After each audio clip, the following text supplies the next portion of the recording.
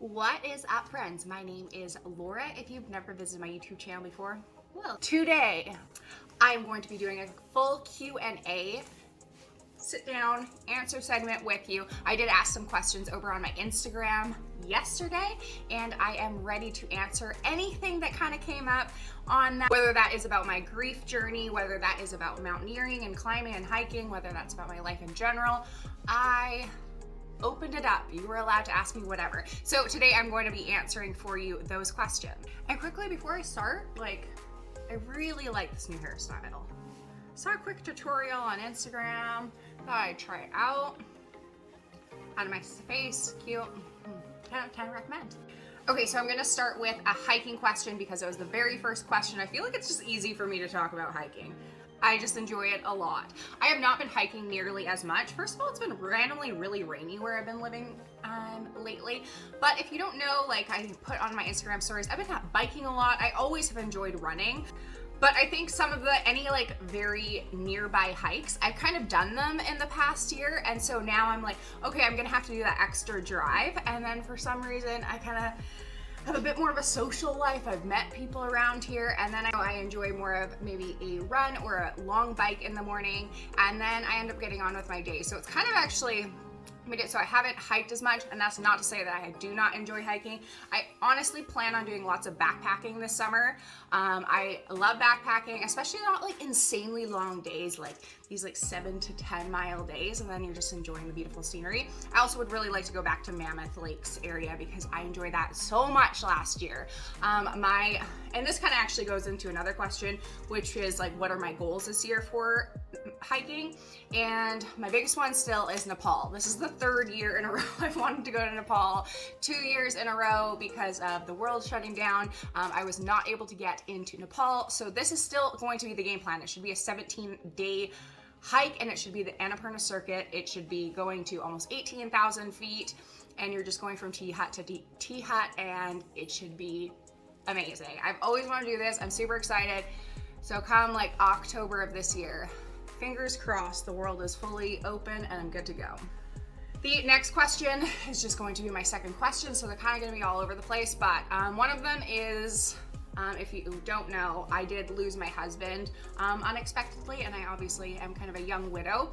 And one of the questions was, how do I deal with guilt of dating? I almost feel guilty about saying this because I feel like I didn't experience a lot of guilt, which is maybe really weird. That's just me being open and honest. I think that if roles were reversed, I would hope that he would have ended up dating someone if that was a good fit in his life. And I think that's why I don't feel super bad. I feel like there definitely are some guilt situations around it. Maybe one of those actually would be, I wouldn't say it actually is guilt. It's just a mind F. Because you're just kind of oh my gosh, if they were here right now, then this is what I'd be doing, and this is what I'm doing. But maybe even the same thing, but with someone else, or something completely different, and it's with someone else. I do share pictures over on Instagram of that person that I'm with, but I would say it's not something that we both want to be, super chatty Cathy's about.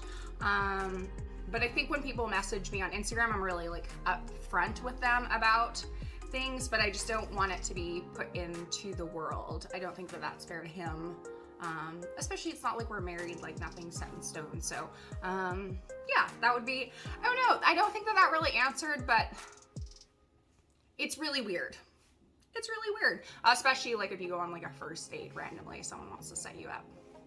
Sounds terrible. Mine's more everything's ever evolved from friendship. So, you're probably not going to meet a new person by sitting on the couch every night, but at the same time, I don't think there's a time when you want to be okay, now I'm ready, because I don't think you're ever really going to be ready. I would say if you meet someone and you do have that connection, not to close that off and be scared of it or feel incredibly bad, but also that goes back to communicating that with that person, hopefully eventually, maybe not on the first date, that you are feeling those specific ways. I hope that helped.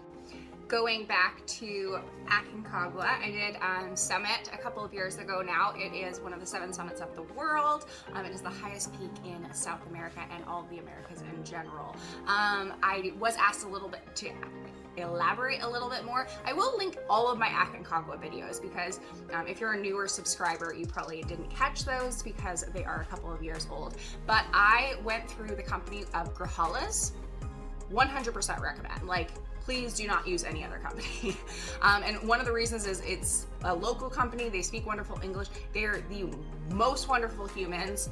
And then on top of that, like, all the other companies are really just outsourcing to use their food. So their chefs are basically people that cook for everyone up at base camp. So might as well cut out the middleman and use like the most wonderful people. So Gracalas, 100%.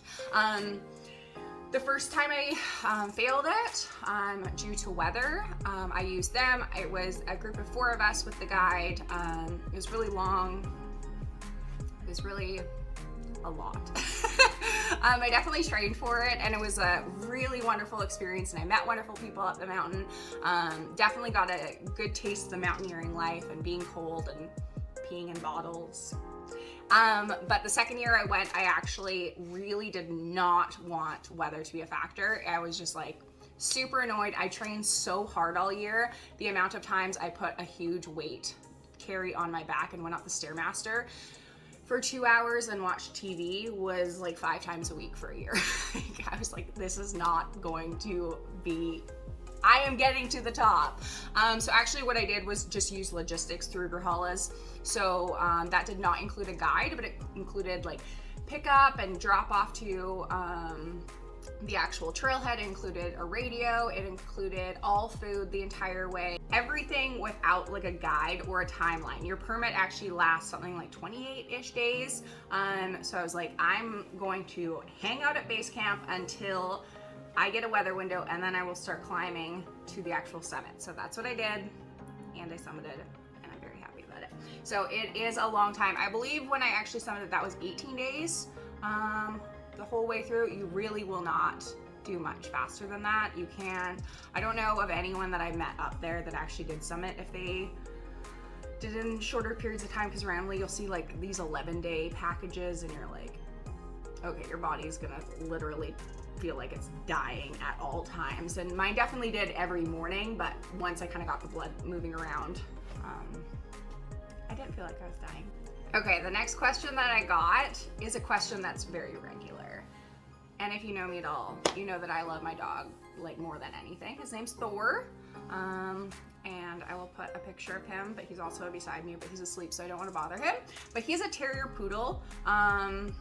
I think that he probably has a few other things maybe thrown in there. He's a little bit longer than most dogs, but he doesn't shed because he's got that poodle in him. He's an incredibly well-behaved dog.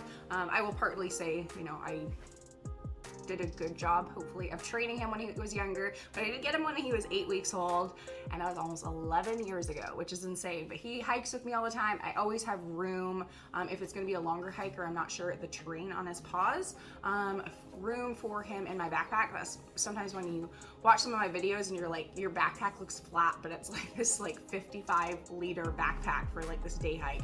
It's just in case Thor gets tired and he can be thrown right in there. So, oh no, don't just get a dog unless you plan on committing to it, but Thor is just the best. And the final question, so that this isn't too long and I can have you get on with your day. Also, if you haven't subscribed yet, I'll do some more videos like this, but also if you have any other questions, feel free to leave them below. I will write them down and be able to answer them in a future video, or if it's kind of an ASAP question, I can answer them right away.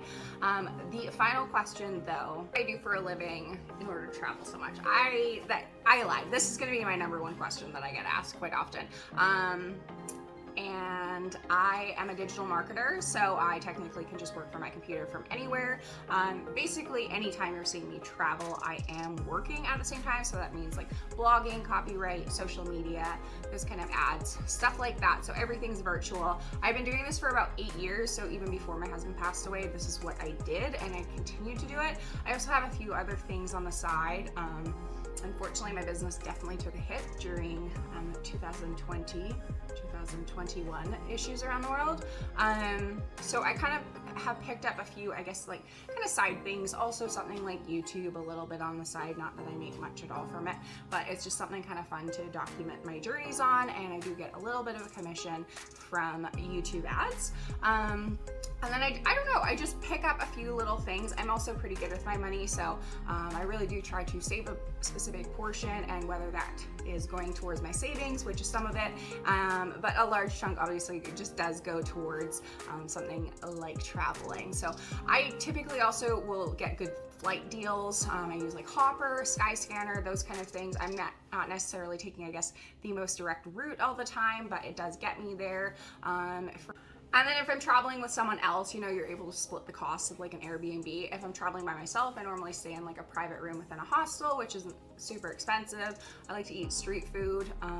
When I'm in third world countries, I find it super fun and like authentic. Yeah, I would just say like I'm pretty good with my money, so I am able to travel. I don't think I make much, definitely not much more than kind of the average person. I just save my money.